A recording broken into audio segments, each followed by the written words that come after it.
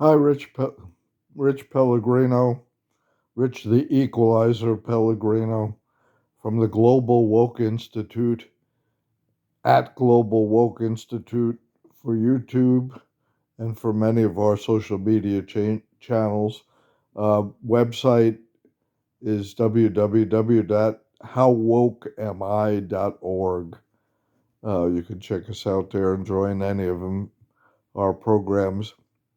We also have Sunday morning discussions every Sunday at 1 p.m., weekly discussions on these topics that you can interact and feel free to join us.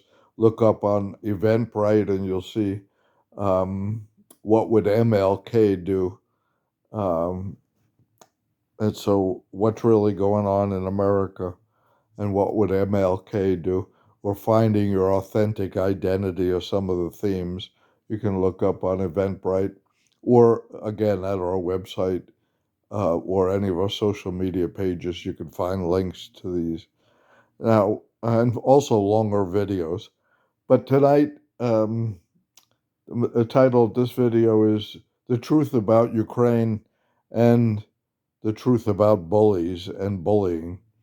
Okay, so the reason why we're called the Global Woke Institute is it's not okay to just be domestically or nationally woke and aware. And wokeness means oneness, anything that leads to oneness, anything that leads away from oneness and division is not woke, is unwoke, or is asleep, or not awake or aware of reality.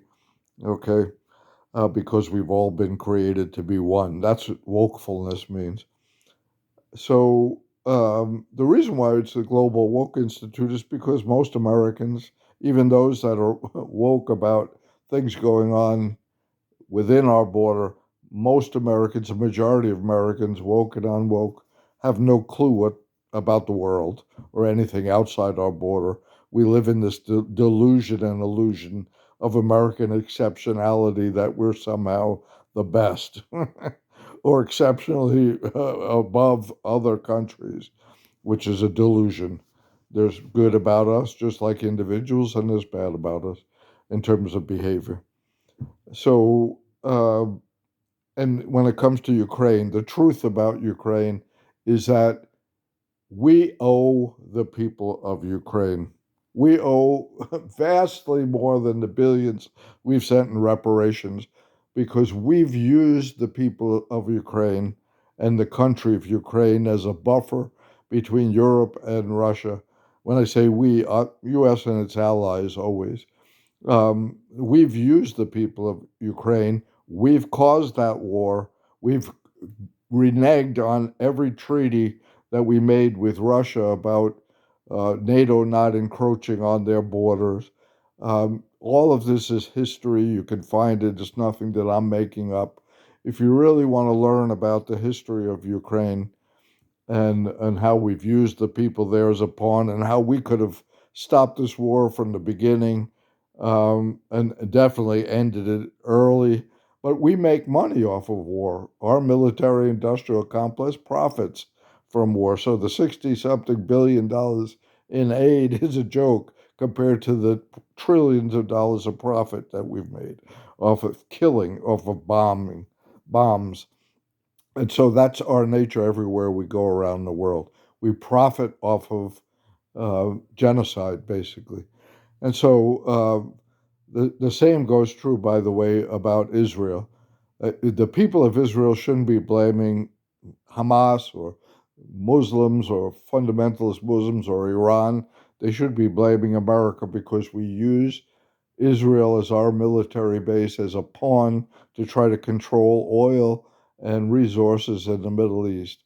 And that's why there's death and war and genocide there. Uh, it's our manipulation. And I don't know if Trump and uh, Vance are aware of that. I don't know if they're aware of anything outside of their own heads. Um, and that's another story in a minute. So, but if you want to really learn the history, true history of Ukraine, of Russia, as relationship with Europe and the world, of China's relationship, and of our relationship in the world. I want you to look up the name Jeffrey Sachs, Sachs. Jeffrey Sachs. There's plenty of videos on YouTube on every topic relating to this, on Ukraine war and so forth. So look him up. He's a professor. He studied history.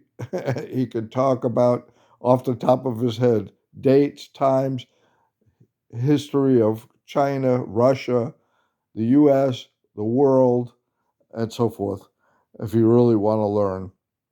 Okay? But take it from me. We owe them. They don't owe us a thing. Okay?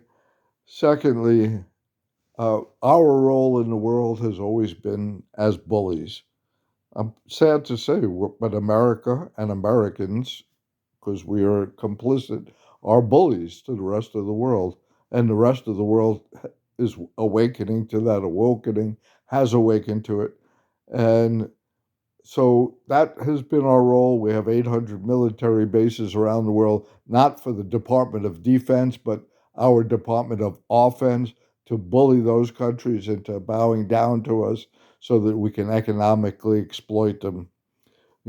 As one professor puts it, there's not any underdeveloped countries in the world.